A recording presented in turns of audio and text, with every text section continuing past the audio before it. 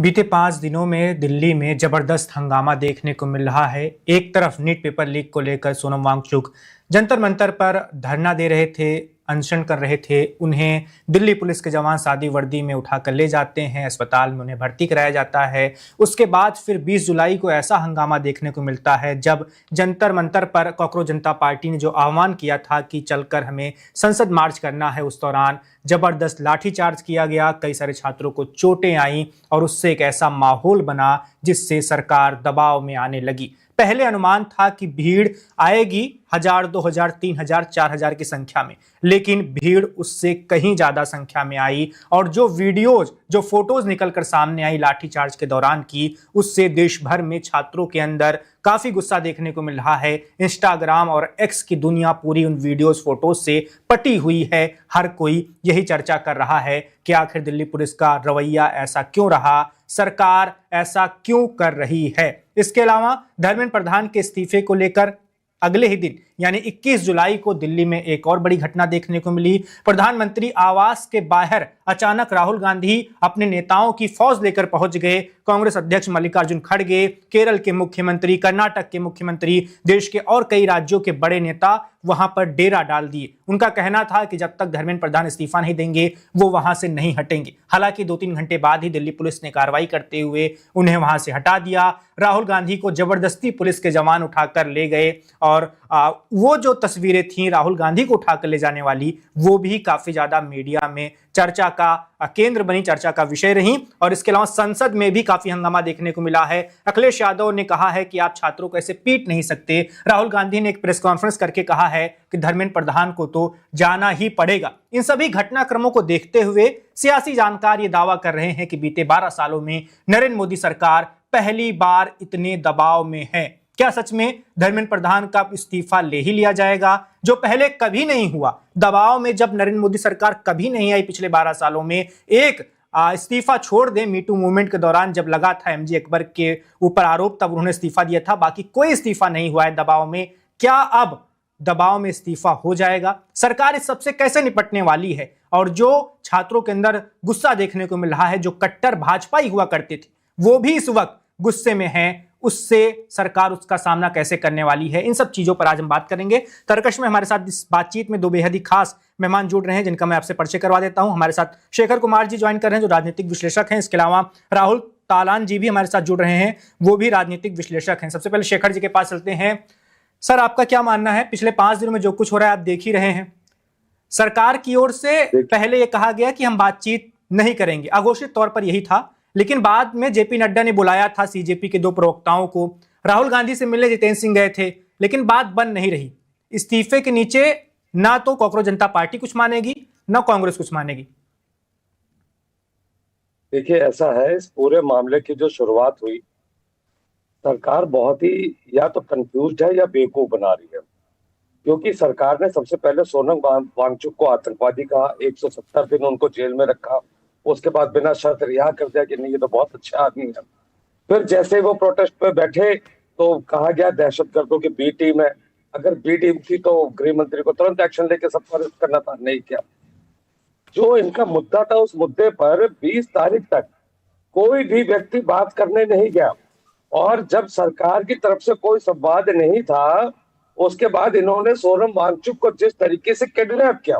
देखिए, सोनम वांगचुक के अगर हेल्थ की बात थी तो उनके विश्वस्त डॉक्टर जो थे वहां मौजूद थे, रोज हेल्थ बुलेटिन दे रहे थे। सोनम वांगचुक उससे संतुष्ट थे, नहीं जी हमें जबरदस्ती इलाज कराना है।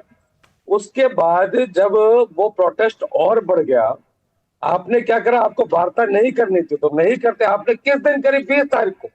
एक तरफ वहां 3 जो प्रमुख नेता थे, अभिजीत दीपिके को आपने डिटेन कर लिया, सोनम वांगचुक पहले ही आप किडनैप कर चुके थे, और आपने वार्ता के लिए रांका और दास को बुला लिया, सौरव दास को, और 4 घंटे इंतजार करा के 5 मिनट में आपने ज्ञापन लिया। और ज्ञापन लेने के बाद आपने कह दिया हम सोचेंगे। कि आपके पास टाइम नहीं तो सोचने का अब तक?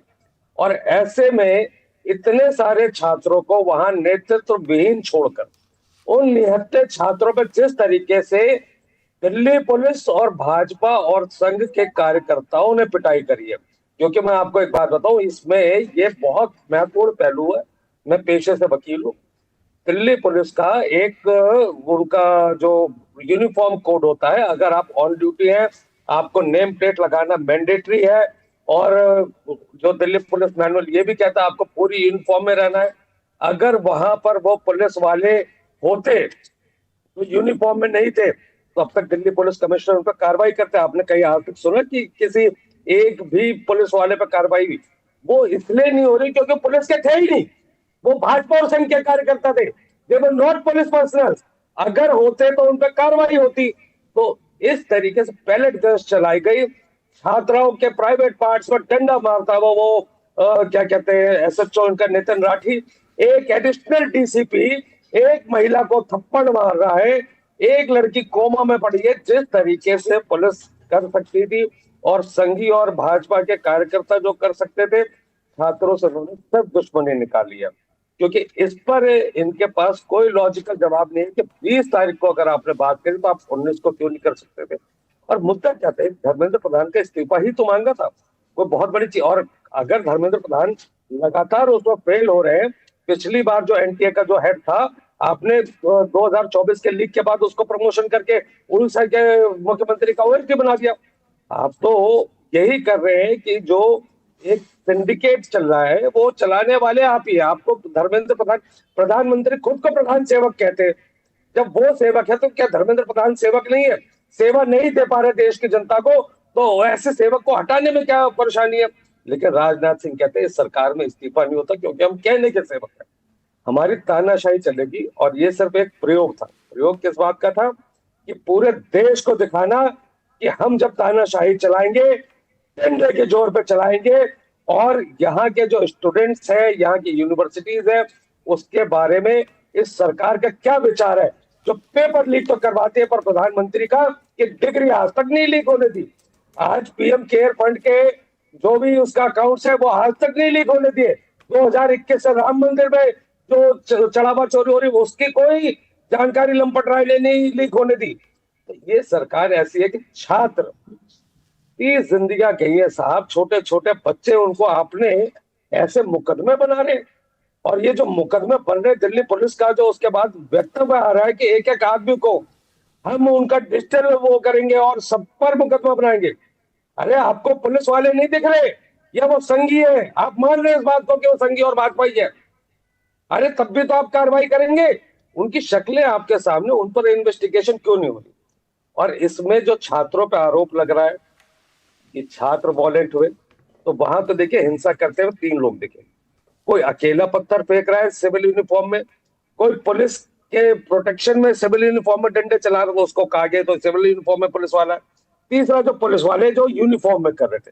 तो जो अकेला पत्थर चला रहा है उसको आप कैसे कह सकते हैं कि वो छात्र था? वो उन्हीं पुलिस वालों में से नहीं था। आपने ये जो पूरी हिंसा को पूरे प्लान्ड तरीके से कनाट प्लेस पे, जहां चप्पे चप्पे पे पुलिस थी, एक जगह पे 3 गाड़ियां खड़ी अनअटेंडेड, वहां पे कोई पुलिस वाला नहीं। वहां 2-4 लोग आते हैं पुलिस के जो उस गाड़ी के साथ तोड़फोड़ करते हैं। डंडे खाए हुए छात्र बेचारे वो उनके प्रोवोकेशन में आकर अगर कुछ करते तो अपराधी बन गए।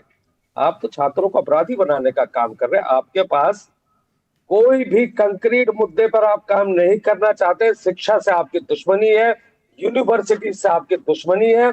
आपको सिर्फ छात्रों के साथ खेलना है, उनके भविष्य के साथ। और आज भी प्रधानमंत्री या गृह मंत्री का इतनी बड़ी घटनाएं हो गई, पूरा सोशल मीडिया ऐसा वीडियो से भरा हुआ है। क्या किसी का कोई बयान आया? कहीं संवेदना प्रकट करी? गृह मंत्री ने करी हो, प्रधानमंत्री ने करी हो, किसी ने करी हो? मुंह पर दही जमा कर बैठे हैं। और अब ये आखिरी समय है सत्ता में का। छात्र जो है, जेपी आंदोलन छात्रों का था, वीपी सिंह की सरकार छात्रों ने गिराई, तो छात्रों को बहुत हल्के में ले रहे हैं ये बेचारे। वहां पर आकर, आज आप वहां पर जाकर देखिए, एक यूथ फेस्टिवल का माहौल है। आप वहां जाके खड़े होंगे, पसीना जैसे आपके चेहरे पे दिखेगा, कोई आके पंखा जलेगा, कोई पानी की बोतल आपको पकड़ाएगा। वहां पे जो भी लोग जा रहे हैं, एक भी ईव टीजिंग की घटना नहीं हो रही है। चलिए वहां शेखर तक जी, राहुल तालान जी के पास भी चलते हैं, उनसे भी इस बातचीत की शुरुआत का पहली प्रतिक्रिया लेते हैं। लेकिन उससे पहले बता दें, जैसा कि भी शेखर जी बता रहे थे, क्या हो रहा है कि बीती रात से ही देश भर के तमाम लोग ऑनलाइन ऑर्डर कर रहे हैं खाना, जो कि जंतर मंतर पर पहुंच रहा है, और उनसे कहा जा रहा है कि जो भी आपको दिखे उसे आप वो दे दो। तो ऐसा बड़ी संख्या में, इतनी बड़ी संख्या में खाना ऑर्डर होकर आ रहा है कि बकायदा कॉकरोच जनता पार्टी के जो संस्थापक हैं अभिजीत दीप के, उन्हें एक वीडियो जारी करके ये बताना पड़ा कि हमारे पास पर्याप्त खाने पीने की चीजें हैं, आप अभी और ऑर्डर मत कीजिए। तो ये सब हो रहा है जंतर मंतर पर। भीड़ पहले की तुलना में ज्यादा ही है जब शुरुआत हुई थी इस धरना प्रदर्शन की, और लोग डटे हुए हैं। लाठियां खाने के बाद भी वहां पर उत्साह कम होता हुआ तो फिलहाल नहीं दिख रहा है। राहुल जी के पास चलते हैं। राहुल जी, दिल्ली पुलिस की लाठियां बरसी हैं, सीधे गृह मंत्रालय के अंडर आती है दिल्ली की पुलिस। अमित शाह जी के आदेश पर ही हुआ होगा सब कुछ। क्या सही था?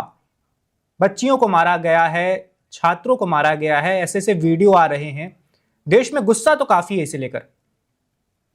नहीं, देखिए, ऐसा तो कोई पैरामीटर है नहीं कि देश में कितना गुस्सा है। गुस्सा होता तो गुस्सा सिर्फ दिल्ली के जंतर मंतर में नहीं होता, वो नोएडा में भी दिखाई देना चाहिए था, दिल्ली से सटा हुआ गुड़गांव में भी दिखाई पटना देना में जो चाहिए था, तस्वीरें आ रही हैं आप देख रहे हैं है ना, राहुल जो जी? बिल्कुल देखी है। ठीक है, तो देखिए वैभव जी, होता क्या है कि हर एक जगह पॉलिटिकल पार्टियां हैं, और ऐसा थोड़ी कि बीजेपी के पक्ष वाले सारे लोग हैं देश में। बीजेपी के विरोध में बहुत सारे लोग हैं, तो विरोध वाले क्या विरोध नहीं कर सकते हैं? बिल्कुल कर सकते हैं। देश में लोकतंत्र, पटना में भी कर सकते हैं, मुंबई में भी हो सकता है। लेकिन ऐसा नहीं है। देखिए, आंदोलन को मैं एक चीज बोलता हूं, किसी भी आंदोलन के लिए, मैंने आपके चैनल पे कई बार बोला है, जब आंदोलन ना स्वस्फूर्त होते हैं ना, स्वस्फूर्त होना चाहिए आंदोलन, तो सरकारों के ना पैर लड़खड़ाने लगते हैं। लेकिन जब वो पॉलिटिकली मोटिवेटेड होते हैं आंदोलन, और एक तरीके से सरकार को ब्लेम करने के लिए और पॉलिटिकल पार्टियां पीछे से बैकअप दे रही होती हैं, तो सरकारों को कोई डरने की जरूरत होती नहीं, और ना सरकारें डरती हैं। सरकारों के पास इतना सारा इंफॉर्मेशन होती है कि कौन इसको पीछे से बैक कर रहा है आंदोलन, किस पॉलिटिकल पार्टी का यहाँ हित है, तो सरकारों की सारी जानकारी होती है। एक चीज। दूसरी चीज ये है कि आंदोलन अगर सही दिशा में जा रहा है, तो सोनम वांगचुक जी की जो आज की चिट्ठी है, उस चिट्ठी में उन्होंने साफ लिखा है कि भाई एक तो संसद में पॉजिटिव चर्चा होनी चाहिए इस मुद्दे पे। दूसरी चीज उन्होंने कि सरकार कंसीडर करे कि उनका जो शिक्षा मंत्री है धर्मेंद्र प्रधान, के इस्तीफे पे बात करे। दो चीजें। उन्होंने ये नहीं बोला कि इस्तीफा होना ही चाहिए। क्यों? अभी तक तो कल के आपके नारे याद हैं वैभव जी? कल अगर जो आपने तो सारी फुटेज देखी होगी, वो कल के क्या नारे थे? कल के जो नारे थे वहां के, वो प्रधानमंत्री के खिलाफ नारे थे, वो गृह मंत्री के खिलाफ नारे थे। प्रधानमंत्री का रिजिग्नेशन भी मांग रहे थे, गृह मंत्री का रिजिग्नेशन भी मांगा गया है, और शिक्षा मंत्री का तो बहुत लंबे समय से मांगा जा रहा है। देखिए, जो कल के बाद जो चीजें हुई है ना, ऐसा नहीं था कि पहले इसमें पॉलिटिक्स नहीं थी, पहले भी पॉलिटिक्स खूब थी इसमें। लेकिन साथ ही साथ हमें यह भी देखना होगा कि कल जब राहुल गांधी प्रधानमंत्री आवास के सामने धरना प्रदर्शन करने गए, साथ ही साथ अखिलेश यादव धरना प्रदर्शन करने गए, तो ये समझ में आ गया कि कांग्रेस की लाइन कहीं और है। और इसको, और जो संजय सिंह का बयान आया, उसके बाद सबको क्लियर हो गया है कि ये आम आदमी पार्टी का यहाँ पीछे से बैकअप मिल रहा है। जंतर मंतर को राहुल गांधी अपना गूंज का कार्यक्रम अलग चलाएंगे, और वो ठीक है कि वो बोल रहे हैं कि छात्रों के मुद्दे हैं और हम साथ में हैं, ये है वो है, लेकिन सबको अपना पॉलिटिकली स्कोर करना है, और हर पॉलिटिकल पार्टी स्कोर करने की कोशिश कर रही है। जैसे अभी शेखर जी ने बोला कि ये छात्रों का आंदोलन है और इस बार सरकार की चूलें हिल जाएंगी। देखिए, आंदोलन बहुत हुए हैं, सरकार की चूलें हिलाने के लिए आंदोलन हुए हैं। आंदोलनों का मोटिव जब ये रहेगा कि सरकार को हटाना है, और हमारे देखिए, स्टूडेंट के लिए कोई सरकार हटाने के लिए स्टूडेंट कोई पॉलिटिकल पार्टी नहीं है। स्टूडेंट कौन है? उनके मुद्दे हैं, उन मुद्दों का समाधान होना चाहिए। लेकिन जब उन स्टूडेंट के समर्थक शेखर जी यहां बैठ के ये बोलते हैं कि इस बार सर आंदोलन इतना मजबूत है कि सरकार को हटा देंगे, तो ये समझ में आता है कि पॉलिटिकली मोटिवेटेड आंदोलन है। और स्टूडेंट तो बेचारे चारे हैं, उनको चारे के तरीके से यूज किया जा रहा है। उनके देखिए, उनके जो स्टूडेंट्स के, जो छात्रों के जो मुद्दे हैं, वो संसद में हल होंगे। संसद चलेगी कब? संसद को चलने नहीं देना। आपको पहले प्रधानमंत्री आवास में जाके आवास के सामने प्रदर्शन करना है। लेकिन राहुल जी, ठीक है, राजनीतिक दलों का समर्थन है, अन्ना आंदोलन के दौरान भी था, तमाम आंदोलन होते हैं, आंदोलन के पीछे कोई ताकत होनी जरूरी होती है, तभी वो लंबे समय तक आंदोलन चल पाता है। लेकिन आंदोलन की जो मांग है, वो मांग तो जायज है। अगर शिक्षा मंत्री सही तरीके से नीट का पेपर नहीं करवा पा रहे हैं तो उन्हें अपने पद पर रहने का अधिकार क्यों है? क्या इस सरकार में नैतिकता नाम की कोई चीज बची है या नहीं? देश में पहले भी बहुत सारी सरकारें रही हैं, अगर जो मंत्री ढंग से अपना काम नहीं कर पाता था या उससे कोई गलती हो जाती थी, नैतिकता के आधार पर तमाम इस्तीफे हुए हैं। अटल सरकार में इस्तीफे हुए हैं, मनमोहन सिंह सरकार में इस्तीफे हुए हैं, नरेंद्र मोदी सरकार में ट्रेंड बदल क्यों गया? देखिए, एक चीज बोलता हूं मैं, और आपके चैनल पे भी मैंने कई बार बोली है वैभव जी, कल भी बोली थी यही बात। राजनीति में ना नीति नहीं होती है, राजनीति में अनीति होती है, कुनीति होती है, सब कुछ होता है। राजनीति में लाभ होता है, ये सच बात है। आप ना एकदम आदर्श राजनीति की बात करते हैं जब बोलते हैं कि ये इस्तीफा नैतिकता के आधार पर होना चाहिए। कितनी नैतिकता है देश में? कितनी नैतिकता है बताइए? आम आदमी में कितनी नैतिकता है? मैं सवाल करता हूं। राजनीतिक कहां से निकल के आते हैं? पुलिस में कितनी नैतिकता है? और मैं तो इवन एक और चीज बोलता हूं, चलिए पत्रकारों में कितनी नैतिकता है? ये देश जो है ना हमसे बनता है, हम में कितनी नैतिकता है? जब जिस दिन हम में नैतिकता हो जाएगी तब हम राजनीति ने। देखिए, जो आप बोलते हैं ना कि नैतिकता के आधार पर इस्तीफे होते थे, वो पॉलिटिकल पार्टी जो इतना दबाव बना देती थी उसको नैतिकता का जामा उड़ा दिया जाता है, अमली जामा है कि भैया नैतिकता के आधार पर इस्तीफे दिए गए। जब सरकारें बहुत मजबूत होती है ना तो राजा ने कभी भी, राजा इवन आंदोलन को कुचल देते हैं। तो ये डेमोक्रेसी ना एक शासन की प्रणाली है, इसमें एक ही तरीका है, या तो स्वस्फूर्त आंदोलन हो जाए, स्वस्फूर्त हो जाए तो गांव गांव में आंदोलन हो, छोटे छोटे शहरों में आंदोलन हो। जिस दिन सरकार को यह लग जाएगा वैभव जी कि इससे बहुत ज्यादा नुकसान होने वाला है और हमारी पॉलिटिक्स जो खत्म होने वाली है, सरकार के पैर थरथराएंगे, सरकार कांपेगी और सरकार सारी मांगे एक सेकंड में मानेगी। लेकिन जब सरकार को लगेगा ना कि कुछ नहीं हो रहा है, ये सिर्फ जंतर मंतर पे और शेखर जी और कुछ वामपंथी मिल मिला के और कुछ ये, देखिए अगर जो आंदोलन को आपको धार देनी थी तो ये नहीं होना चाहिए। तो स्वरा भास्कर जैसे हेटर्स वहां हैं, है ना। अब जब आप हेटर्स को मंच देने शुरू कोशिश करेंगे ना तो आंदोलन आपका कमजोर हो जाता है। देखिए, स्वरा भास्कर या और जितने भी लोग आ रहे हैं जो हेटर से एक ही भाई राहुल जी, अभी इस पर आएंगे कि मंच पर किसको जगह दी गई, किसको नहीं, आंदोलन किस तरफ जा रहा है, वो भी सवाल हैं, शेखर जी के पास चलेंगे। लेकिन उससे पहले आपसे एक छोटा सा सवाल है, अभी 2-3 दिनों में जब से लाठीचार्ज हुआ है उसके बाद क्या आपने किसी भी सोशल मीडिया प्लेटफॉर्म का इस्तेमाल किया है? आप इंस्टाग्राम पर गए हैं, आपने एक्स चलाया है, आपने देखा है कि लोग क्या बोल रहे हैं? देखिए, मैं ना इंस्टाग्राम को बहुत अच्छे से समझता हूं, सोशल मीडिया को बहुत अच्छे से समझता हूं, मैं इनकी मार्केटिंग को भी समझता हूं और इनकी मार्केटिंग से बहुत लंबे समय से जुड़ा रहा हूं। वीडियो को कैसे वायरल करना है ये भी जानता हूं मैं, बॉट्स कैसे होते हैं ये भी जानता हूं मैं, और किसको कितने व्यूज लेके आने, फेक व्यूज लेके आने, कैसे लेके आने, कहां से लेके आने, ये भी जानता हूं मैं। सोशल मीडिया का गेम ना ये अमेरिका इसको यहाँ बांग्लादेश में चला सकता है, नेपाल में चला सकता है, भारत जैसे देश में नहीं चलेगा। भारत जैसे देश में जहां लोकतंत्र बिल्कुल गहराई तक समाया हुआ है, ऐसा नहीं कि जितने लोग सरकार के विरोध में, इस देश में 36 करोड़ लोगों ने सरकार को वोट भी तो नहीं किया था पिछले इलेक्शन में, लोकसभा में, तो वो इतने विरोधी भी तो है ना। अगर जो आपको ये लग रहा है कि 2 मिलियन और 4 मिलियन व्यूज आ जाने से और इससे सरकार हिल जाएगी, तो सरकार जी मेरा ऐसा कुछ नहीं कहना था, भले आप समझ रहे हैं, राजनीति में हमने ये भी देखा है, भी पीके ने सोशल मीडिया के दम पर ही बिहार का पूरा चुनाव लड़ा था, सफलता उनको ऐसी नहीं मिली थी। लेकिन बात नैरेटिव की हो रही है। एक समय बीजेपी आईटी सेल का दबदबा हुआ करता था, सबको पता है, अमित मालवीय जो चाहते थे ट्रेंड करवा लेते थे, जिसको चाहते थे ट्रोल करवा लेते थे। वो वाली ताकत तो फिलहाल इस सरकार के पास से अभी चली गई है, सोशल मीडिया पर उसकी वैसी धाक फिलहाल नहीं है। शेखर जी के पास चलते हैं, मेरा अगला सवाल होगा उनसे। शेखर जी, इस प्रोटेस्ट की शुरुआत में ऐसा लग रहा था कि विपक्ष धीरे धीरे आता गया, एकजुट है सभी। पवन खेड़ा भी मंच पर पहुंचे थे, अरविंद केजरीवाल भी पहुंचे थे सोनम वांगचुक का हालचाल जानने के लिए। लेकिन कल तो कुछ और हुआ। आम आदमी पार्टी का कहना है कि सीजेपी वाले आंदोलन का प्रभाव कम करने के लिए, उसको मीडिया कवरेज कम मिले, इसके लिए राहुल गांधी प्रधानमंत्री आवास के पास चले गए, धरना प्रदर्शन शुरू कर दिया। बीजेपी और कांग्रेस के बीच में कुछ आपस में डील हो गई है, ऐसे भी आरोप लगने लगे हैं। अगर विपक्ष एकजुट ही नहीं रहेगा तो सरकार के लिए आसान हो जाएगा सब कुछ हटाना, समाप्त करना। देखिए आपके सवाल के जवाब में मैं राहुल जी के भी 2 बातों का मैं आंसर दे दूंगा और इसी में ये भी शामिल होगा। इन्होंने कहा आंदोलन स्वस्फूर्त होना चाहिए, ये था एक कॉकरोच शब्द जो था सीबीआई के मुंह से निकला, वो रातों रात वायरल हो गया। कोई पॉलिटिकल पार्टी नहीं लगी, वहां से लोगों ने कहा कि नहीं वो तो अमेरिका में बैठ के ये सब बातें कर रहा है, यहाँ पर आए, यहाँ आंदोलन शुरू हो गया। और शुरू के दिनों में सिर्फ सोनम वांगचुक, अभिजीत दिपके और जो उनके साथ 2-4 साथी, यही लोग रहे। किसी पॉलिटिकल पार्टी को मंच पे नहीं आने दिया गया। जो भी 2-4 नेता है इंडिविजुअल स्तर पे आए, वहां तक आंदोलन अलग था। जिस टाइम सोनम वांगचुक को जबरदस्ती उठा लिया गया, तब उसके बाद जब लोगों ने देखा कि ये बेचारे छात्र अकेले पड़े हैं, अलग अलग पॉलिटिकल पार्टीज ने अपना समर्थन दिया, आंदोलन बड़ा होता गया। अब इसमें बात आ जाती है, राहुल जी ने एक बात और कही कि सरकार को सब पता होता है, सरकार डरती नहीं है और सरकार के पास इंटेलिजेंस एजेंसी है।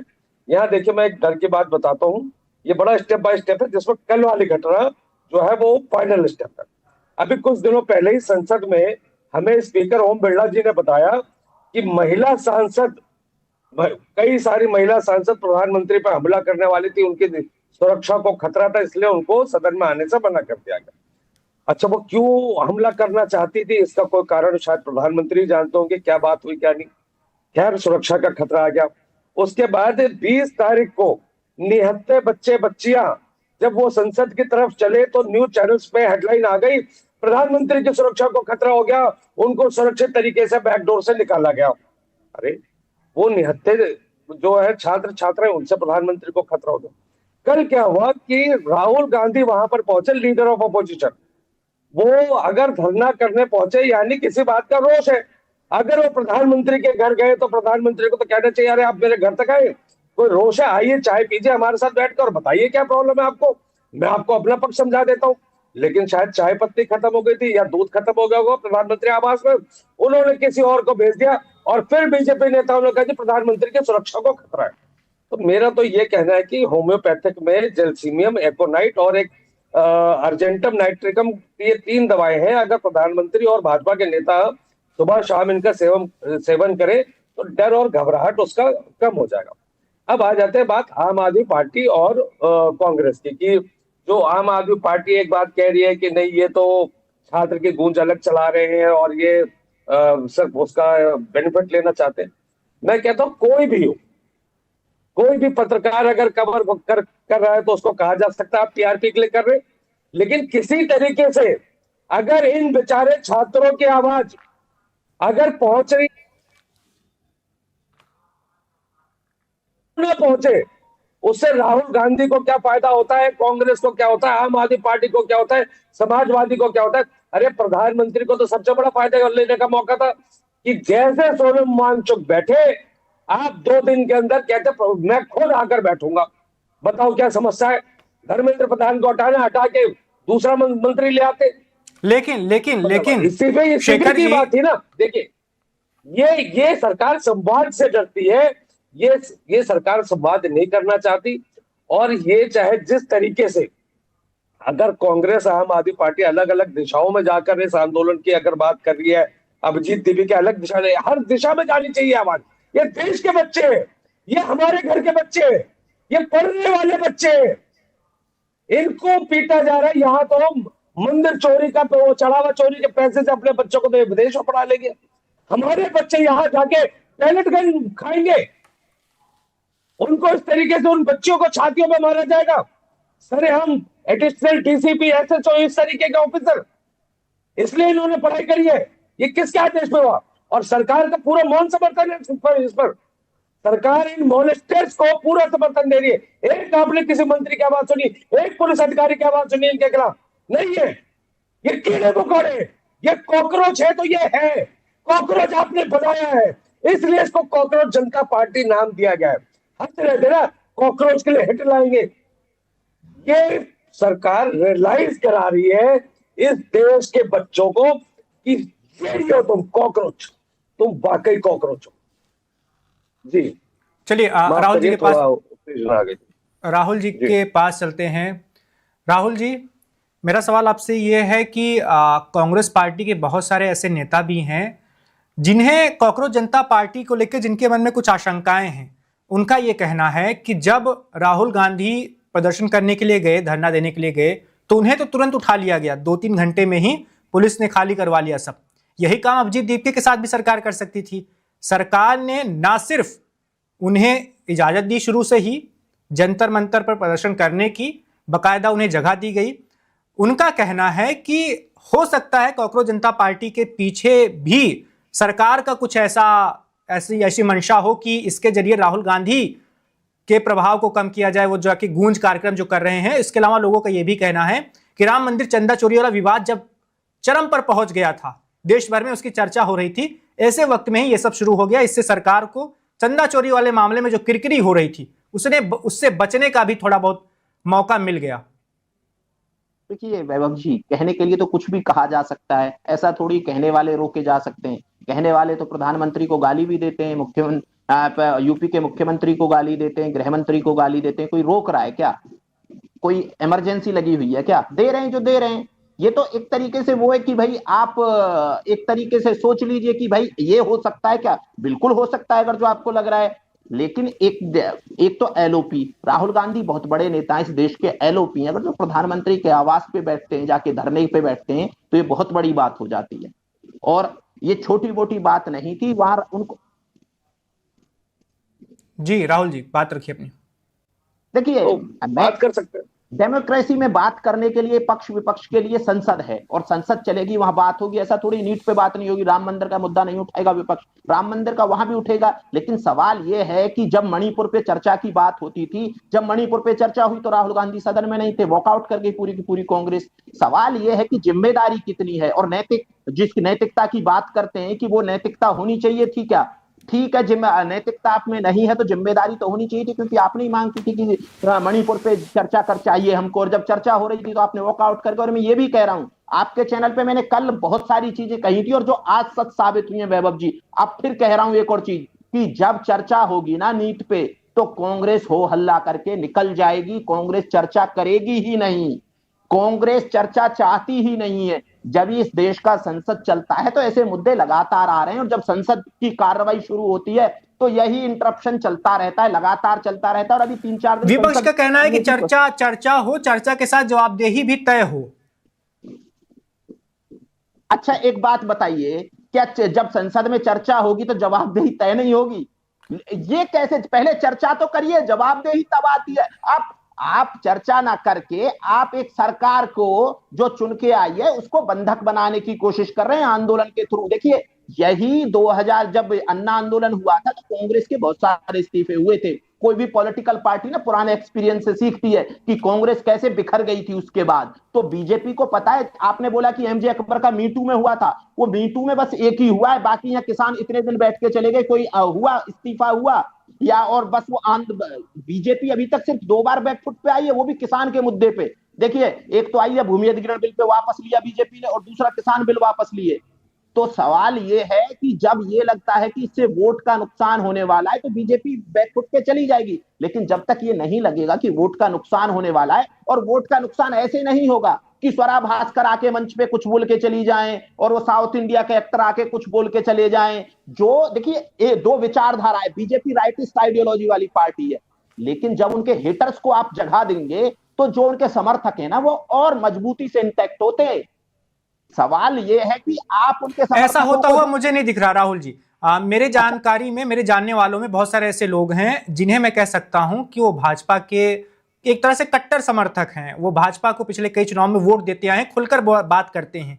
अभी उनके अंदर भी मुझे गुस्सा दिख रहा है कि नहीं, ये नहीं होना चाहिए था जो 20 जुलाई को दिल्ली में हुआ है।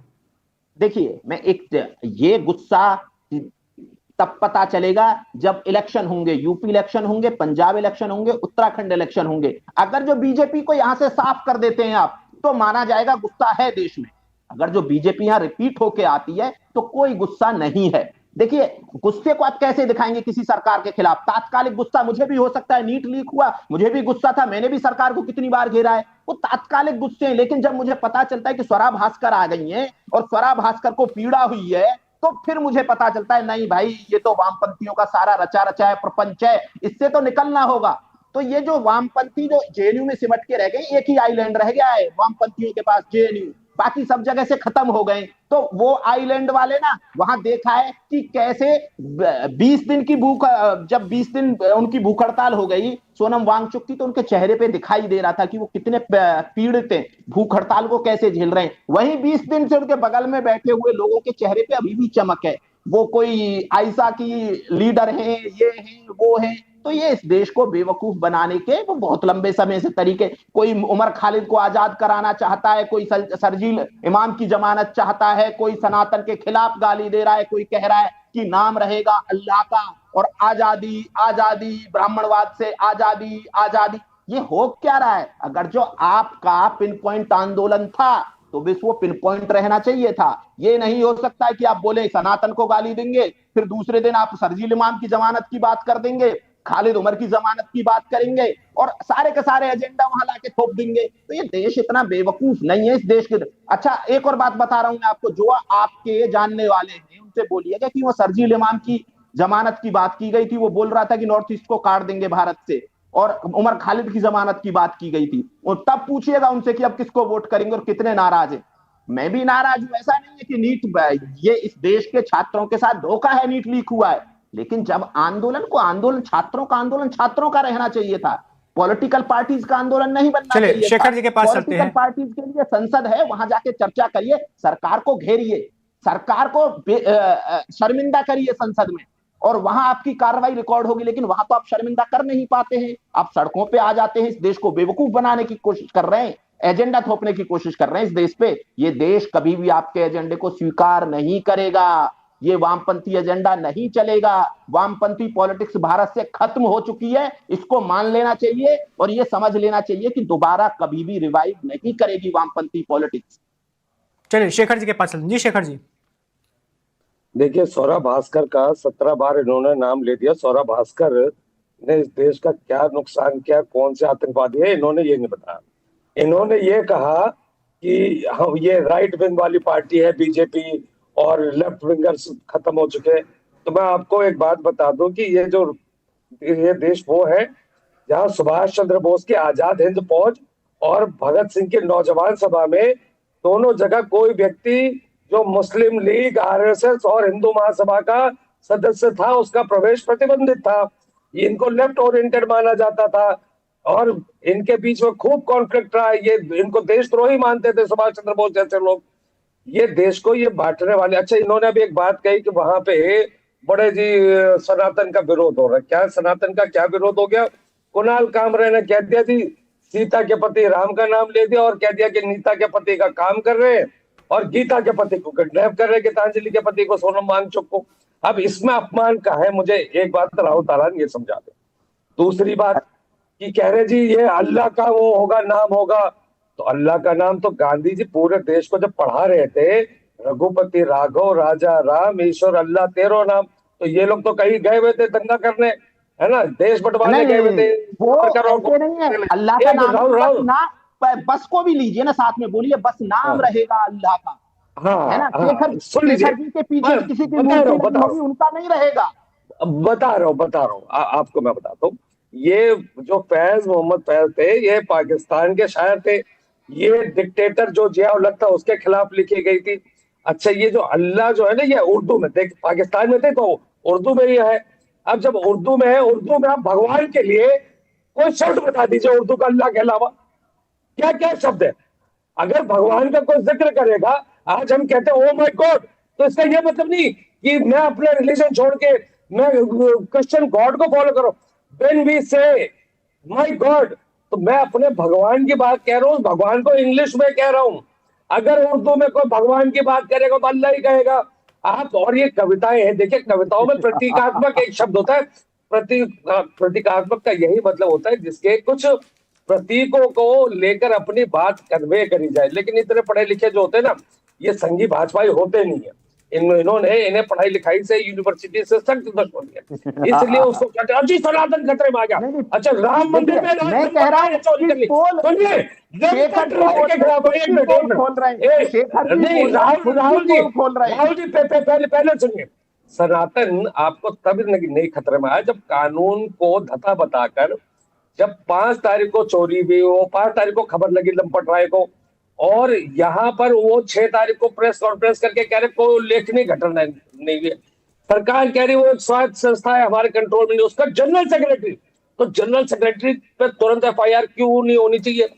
जनरल सेक्रेटरी के कहने पे एसआईटी बन रही है। एसआईटी का क्या लीगल प्रोविजन है? ये कह रहे हमने पैसे बरामद करके मंदिर के उसमें रखवा दिए कोष में। अरे भाई साहब, आप कौन से लीगल प्रोविजन में करवाए? आपको पता है लीगली किसी का एक आदमी का कन्विक्शन नहीं होने वाला। पूरी लीपापोती करके वो एसआईटी सिर्फ 40 दिनों की जांच कर रही है, जबकि लंपट राय एंड कॉरपोरेशन को 2021 में सूचना मिल गई थी चोरी की।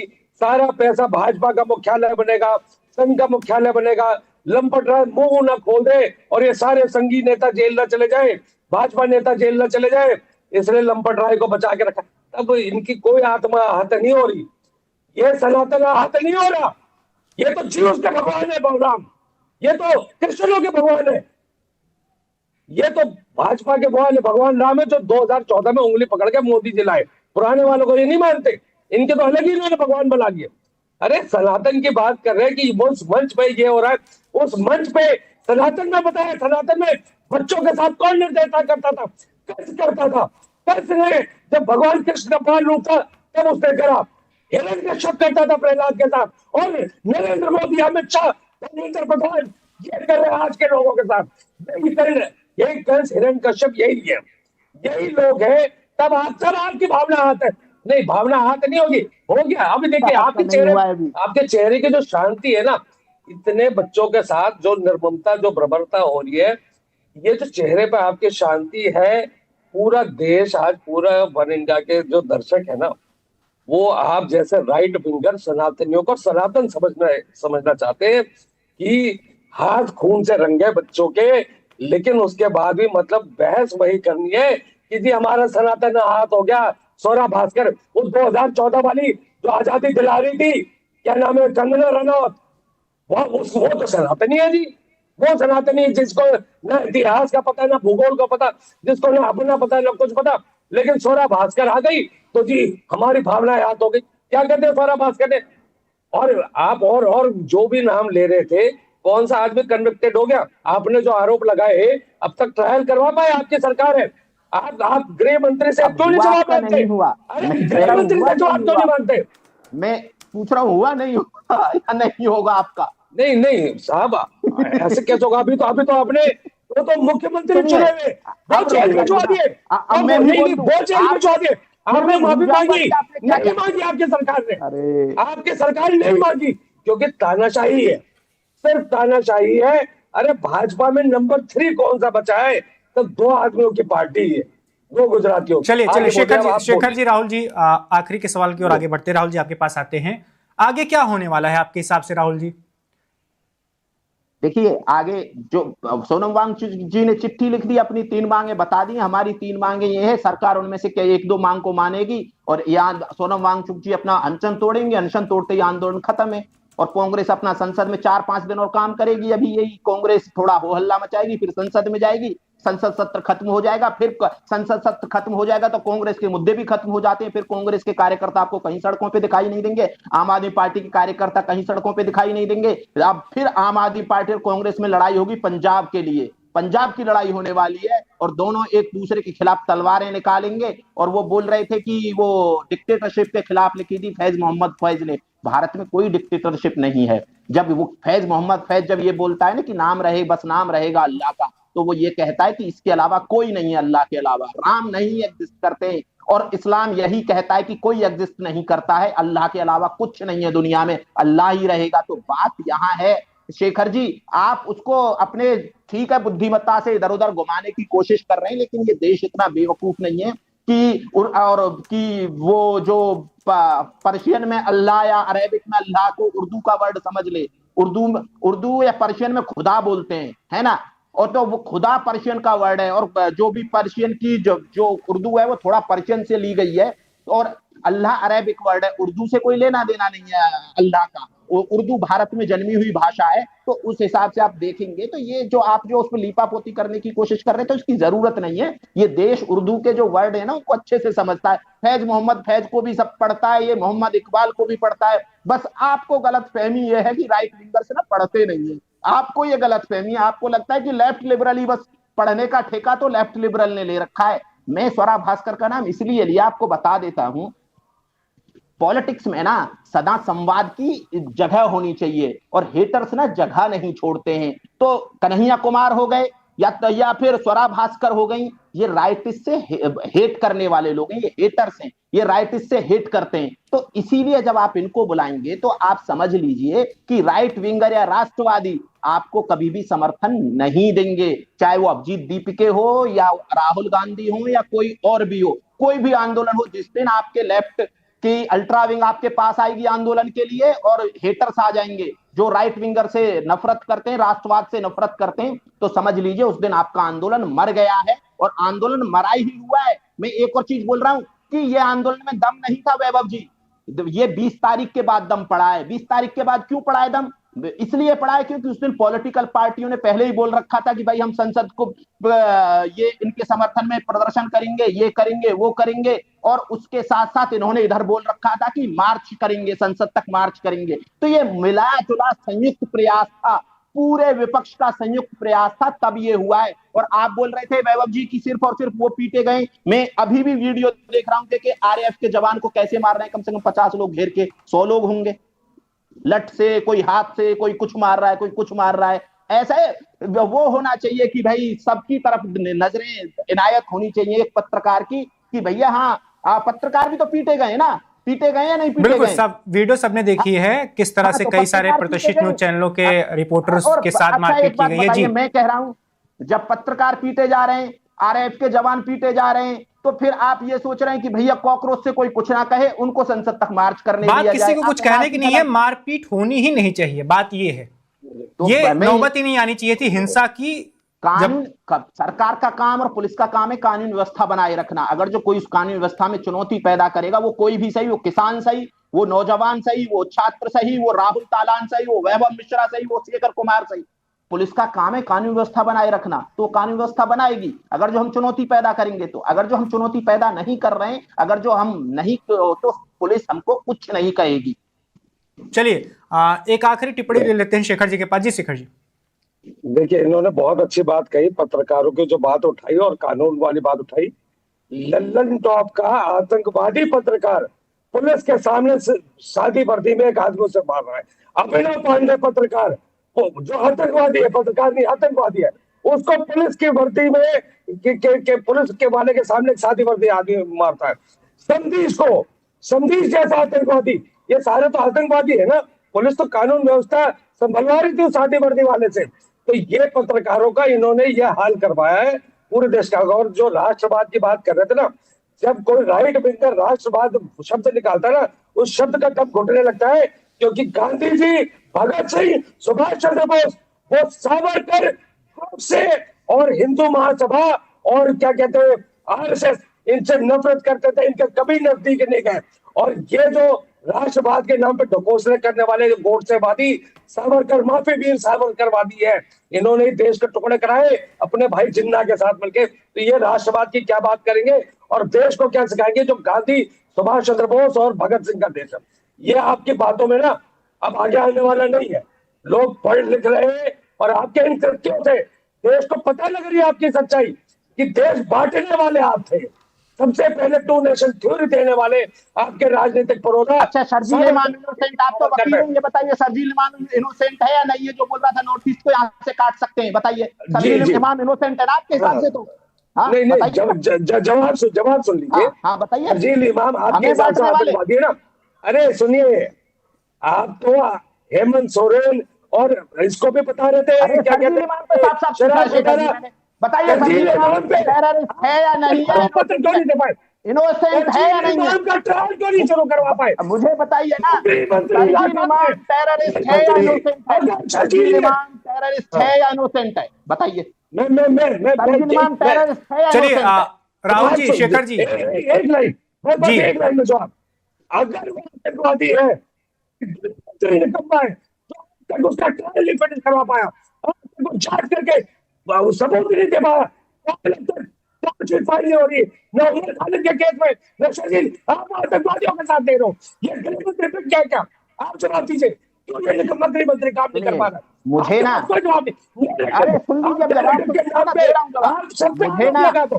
ना ट्रायल की जरूरत है, ना शेखर जी किसी की जरूरत है। अगर जो आप बोलते हैं कि नॉर्थ ईस्ट को भारत से काट दिया जाए तो देखिए आप भी टेररिस्ट है, देशद्रोही है, तर्जीह इमाम भी देशद्रोही है। अगर जो आप भी बोलते हैं कि नॉर्थ ईस्ट को यहाँ से अलग कर देंगे भारत से तो आप भी देशद्रोही है, तर्जीह इमाम भी देशद्रोही है।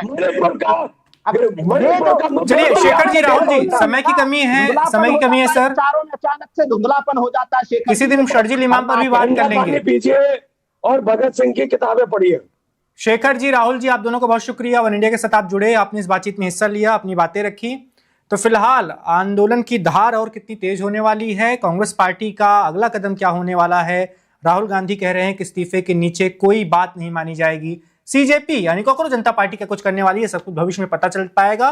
फिलहाल दिल्ली में जो लाठीचार्ज हुआ है उसको लेकर सियासत गर्म है, संसद का सत्र चल रहा है, वहां भी खूब हंगामा देखने को मिल रहा है। जो भी दिल्ली के इस कांग्रेस जनता पार्टी के जंतर मंतर वाले प्रदर्शन को लेकर नई अपडेट आएगी, कांग्रेस पार्टी के अगले कदम को लेकर जो नई जानकारी आएगी, सब कुछ आपको वन इंडिया पर मिलती रहेगी। फिलहाल तक के लिए इतना ही। Subscribe to One India and never miss an update. Download the One India app now.